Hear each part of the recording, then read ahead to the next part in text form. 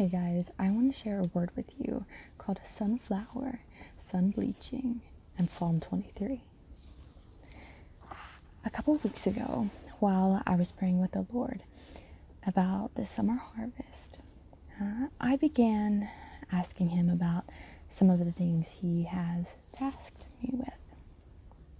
A few months ago, I felt like the Lord was telling and directing me to dye my hair just a little darker brown. This is because he has told me he would be changing everything about me, my style, my identity, essentially transforming me into who he's always meant me to be. A few weeks ago, I went to have my hair dyed, but it didn't quite turn out as expected. It was lighter, not darker.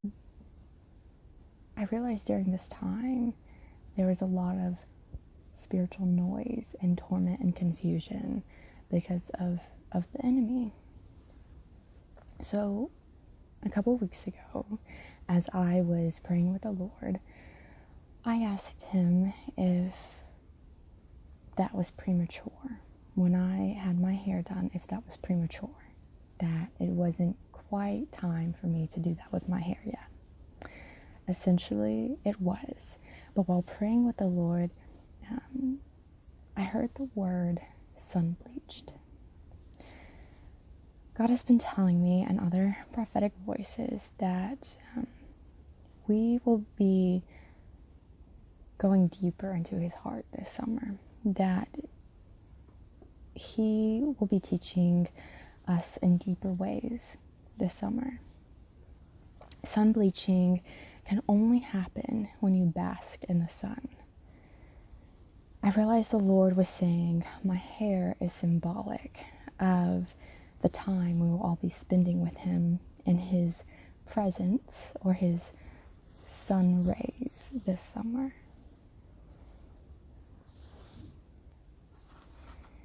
Later that day, after I was praying with the Lord about my hair, he spoke the word to me, sunflower.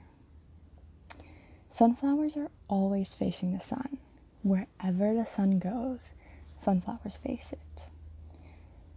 Sunflowers rely on the sun and on God for their needs and desires. I feel like the Lord is saying he is making many of us like sunflowers. So we will only rely on him and his voice and his provision and his strength. I also feel like some exciting things are about to happen this month and the next couple of months. For the last 2 months, the Lord has been preparing me to make a covenant with him. This covenant is associated with the number 23 and is regarding my birthstone. Since many of us are about to experience rebirths. The number 23 doesn't have a specific meaning, but the biblical meaning of number 2 means a union with Christ. The biblical meaning of number 3 means harmony with God and his presence. It means completeness and resurrection. Or, in other words, rebirth. While looking up the meaning of number 23, I found a post on the internet, actually on Reddit, regarding an interpretation of number 23.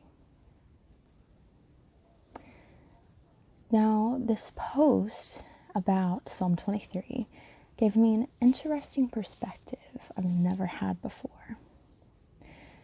The guy who wrote the post said that at one point in his life, he lived around a lot of farmers and herdsmen and would glean information from them regarding farming and herd keeping. He said one herdsman had a lamb with 2 broken front legs lying in the grass. When he asked the herdsman why the lamb had 2 broken legs, the herdsman explained that lambs are not the brightest animals ever created, And essentially, when herds graze together, they can get confused about what shepherd they answer to. Because of this, herdsmen have to break the front legs of lambs so that they will only rely on the herdsman for their needs and their wants. Once the lambs heal, they have learned to only rely on the herdsman and his voice, and will only answer to their shepherd. This is the meaning of the verse in Psalm 23, "He maketh me to lie down in green pastures." The Lord was telling me with this verse that He is making some of us like these lambs, or in other words, like sunflowers, to only rely on Him and His voice and His provision and strength for our desires and our needs. The Lord has not gone back on His word, which is His promise to bless you. In fact, the Lord plans to bless you this summer and this year beyond your wildest dreams. Through this process, He is positioning you to only rely on Him and His voice, so you're not swayed by the good that the world offers or the enemy offers, but by the better and even the best that He offers. Through this process, the Lord is also teaching you to only rely on His voice and on His blessings, on His path and His destiny for you, so that whenever you step out this fall, you will only be able to hear His voice, even during the busyness and the noise. If you haven't seen your blessing just yet, know that it's been a process to break everything down in your life, to essentially make you lie down in green pastures, so that you only rely on the Lord for the blessings that He wants to give you.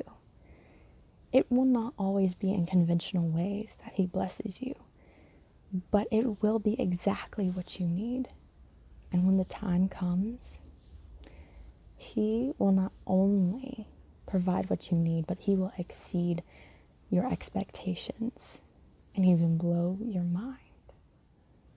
I hope this word blesses you, and I hope you guys have a great day.